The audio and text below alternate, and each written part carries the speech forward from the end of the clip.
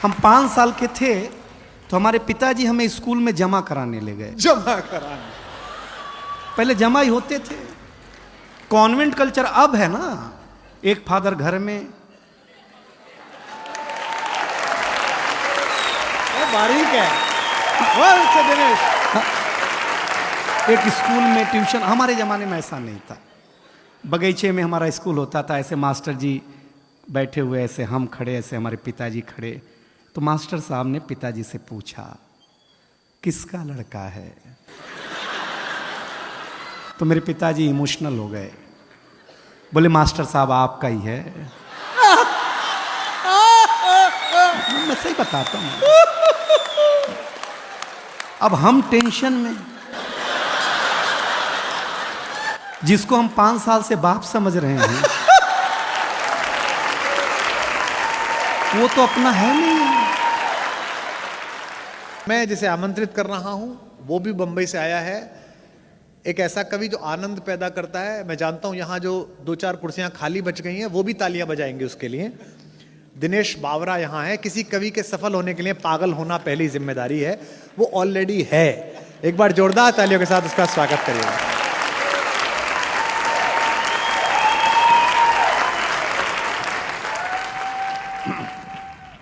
Mic वाला नहीं आएगा, खुद को ही करना पड़ेगा। जी जी जी, कोई बात नहीं। मैं दिनेश बावरा हूँ।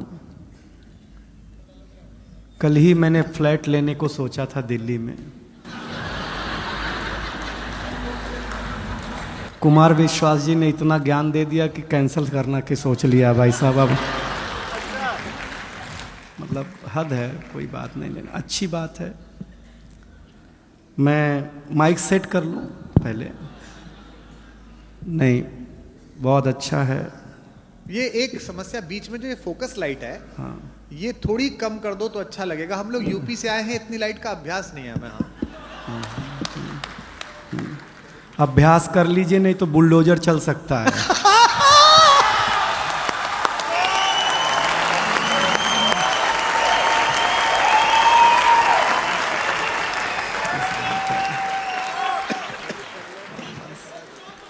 हाँ, बस बस समझिएगा, देखिएगा मैं भी ज़्यादा समय आपके बीच नहीं रहूँगा। हम स्टार्टर हैं। हाँ, ये ओपनर था, मैं बोतल हूँ।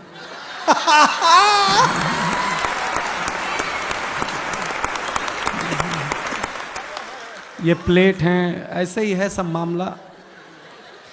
और इतने ये सारे लोग इसलिए हैं क्योंकि हमारे बीच रौनक है, इसलिए हम लोग आपके बीच हैं। हाँ, प्रणाम करता हूँ। देखिए, गाँवों की बात हुई है, आप मुझे बहुत ध्यान से सुनिएगा तो ही मज़ा आएगा। मैं अपने गांव के स्कूल में पढ़ने जाता था तो मैं बचपन में सबसे सुंदर बच्चा था। हाय हाय। हाँ, हाँ, टीचर बोलती थी तू पीछे नहीं बैठेगा, मेरे सामने बैठेगा, क्योंकि मैं सुंदर था। हाँ, मैं सामने बिठाया जाता था, लेकिन मुझे अच्छा लगा। देखिए, यहाँ लड़कियाँ हैं, महिलाएं हैं, सब हैं, लेकिन हम पुरुष बहुत नीट क्लीन में बिलीव करते हैं। अच्छा, हम स्वच्छता में भरोसा करते हैं। हाँ। बिलीव नहीं हो तो एक बात सुनो, हम पुरुष लोग नाई की दुकान में बाल कटा करके आते हैं, आकर के तुरंत नहाते हैं। कभी आपने किसी महिला को ब्यूटी पार्लर से आने के बाद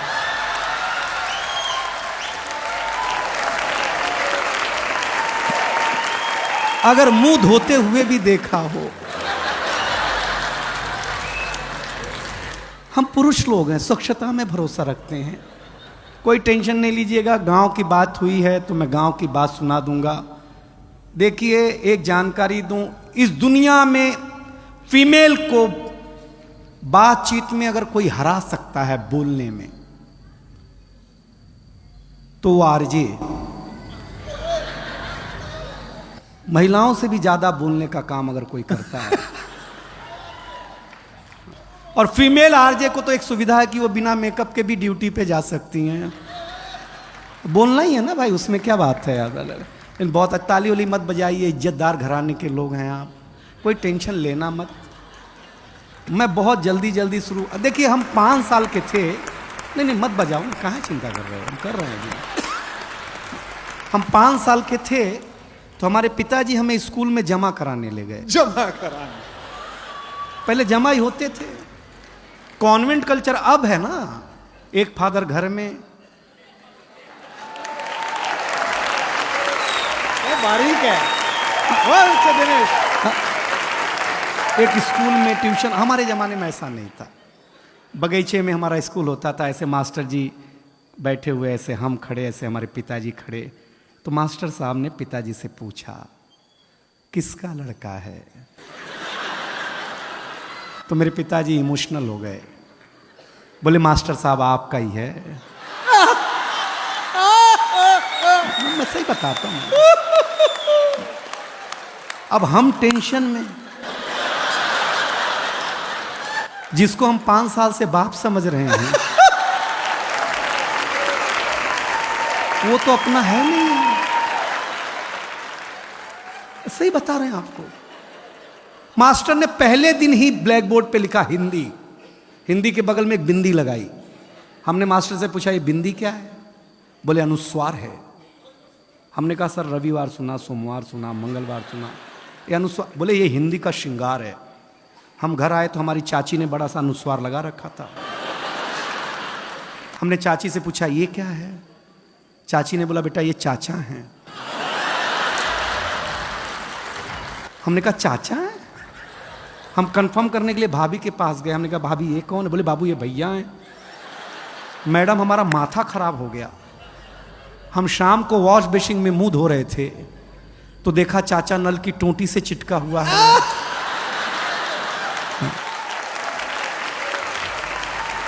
वॉश बेसिन के आईने पे चिटका हुआ है। चाचा को जब मैं कमोड पे चिटका हुआ पाया भाई साहब, मैं सच बताता, सवेरे हम कहीं भी लगा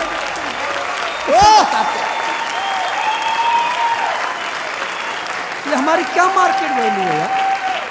कुमार विश्वास जी हमें पहली बार अमेरिका ले गए, फर्स्ट टाइम। हमको अंग्रेजी उतनी ही आती है जितनी लालू जी को आती थी। हम गए तो अमेरिका एयरपोर्ट इतना बड़ा, हम घूमने में थक गए तो डॉक्टर साहब आए, बोले दिनेश थक गए हो, जाओ पानी पी लो। हम पानी पीने गए एयरपोर्ट पे, हमको नल ही नहीं समझ में आया, इसमें पीना कैसे है। तो डॉक्टर साहब आए, पीएचडी हैं, बोले हाँ एयरपोर्ट है, अमेरिका है, टेक्नोलॉजी का देश है, ऐसे बटन दबाओ ऐसे पानी आएगा, पी लेना। रौनक भाई हमने बटन दबाया, पानी आया, कुत्ते जैसा पानी पिया भाई साहब, मैं सही बताता हूँ आप लोग। ताली बजा दो यार, मैं मजाक नहीं कर रहा, आपका आनंद लगा। कुत्ते जैसा भाई साहब, 1 मिनट में कुत्ता बना दिया उसने। हमने कहा आज तो इसकी छुट्टी, दोस्ती कर ली हमने। जिसने कुत्ता बनाया था वहां के एक आदमी से, वो हमारे गांव आया, हम तुलसी माता के पास ले गए। हमने कहा ये हमारी अम्मा है। उसने तुलसी माता के पौधे को उखाड़ा, पत्ते पत्ते अलग कर दिए, बोले ये तुम्हारी अम्मा। हमारे भीतर का नोएडा जगह, हम उसको एक खुजली के पेड़ के पास ले गए। हमने कहा पिताजी से मिलो। उसने पिताजी को उखाड़ा, पिताजी ने ऐसा कार्यक्रम दिखाया, उसके बाद से ही सारे अंग्रेज लाल पैदा होने लग गए, पहले काले पैदा हुआ करते थे। हम सच बताते हैं आप लोगों को। लेकिन ये रेड एफएम, अभी तक तो मैंने आपके चेहरे पर मुस्कुराहट बांटने की कोशिश की है, लेकिन मैं इस महफिल को जवान करना चाहता हूं। देखिए नौजवानों, मेरी एक सलाह मानना, हमेशा लव मैरिज करो, लव मैरिज। क्योंकि लव मैरिज और अरेंज मैरिज में एक डिफरेंस है। लव मैरिज में अपने ही गर्लफ्रेंड से शादी होती है,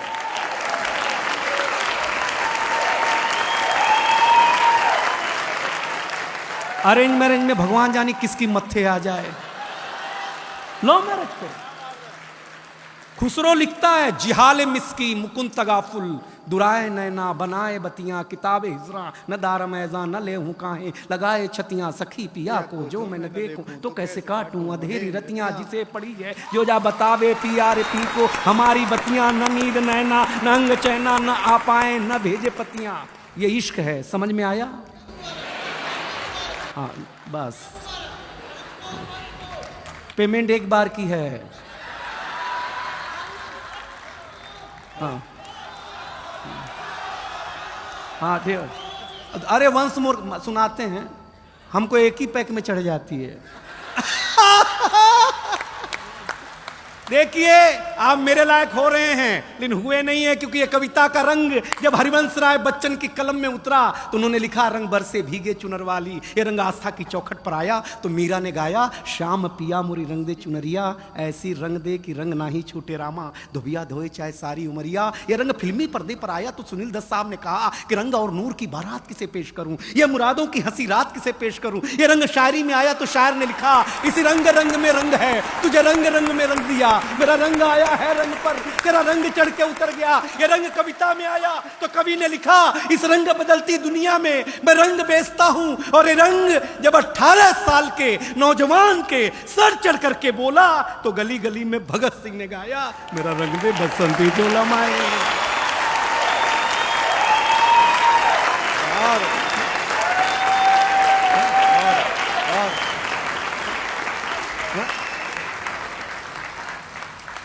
ये ताली पहले बजा देते तो इतना खून खराबा नहीं करना पड़ता यार। ये समझते नहीं है यार ये लोग। लेकिन आप सचमुच अच्छा सुन रहे हैं, बहुत बढ़िया सुन रहे हैं। जो इज्जत आप हमें दे रहे हैं, अगर हमें घर मिल गई होती तो इतना दूर झक मराने आते भाई साहब तर से। लेकिन बहुत अच्छा है, मैं एक कविता सुनाने का मानस है। आप डॉक्टर साहब एक ऐसी कि मेरे नौजवान दोस्तों, मैं भी नौजवान हूं, एक निवेदन करता हूं, किसी भी चीज की आपके जीवन में उपयोगिता उतनी होनी चाहिए जितना काम हो। तब एक कविता आपको हंसाया हूं, सुनिएगा, क्योंकि हमारे गांव की कविता सुनाई रोहित शर्मा जी ने। डॉक्टर कुमार विश्वास का जादू अभी आपके ऊपर छाने वाला है, सुदीप भोला जी आने वाला है, हमारी बहुत अच्छी गजल गो बैठी हुई हैं।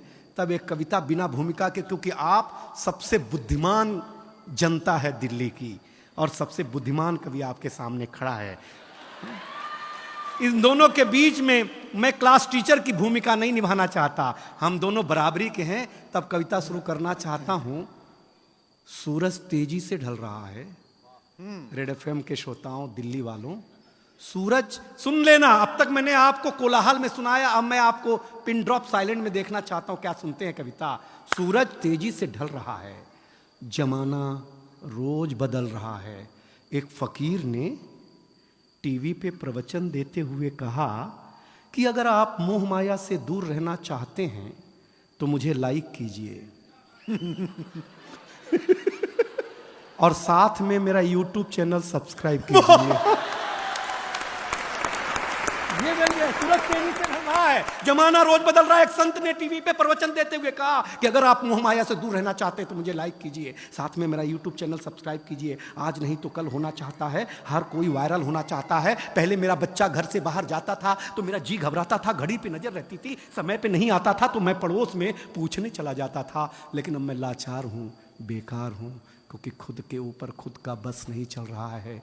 मेरी आंखों के सामने मोबाइल मेरे बच्चे को निगल रहा है। मैं ताली मांगूंगा नहीं कि मैं कर्तव्य निभा रहा हूं, मोबाइल मेरे बच्चे को निगल रहा है। न मैं चिल्ला रहा हूं, न किसी को बुला रहा हूं। इस घटना ने मुझे परेशान कर दिया है। अभी मैंने अपने बच्चे का बचपन देखा भी नहीं कि इस मोबाइल की दुनिया ने उसे जवान कर दिया है।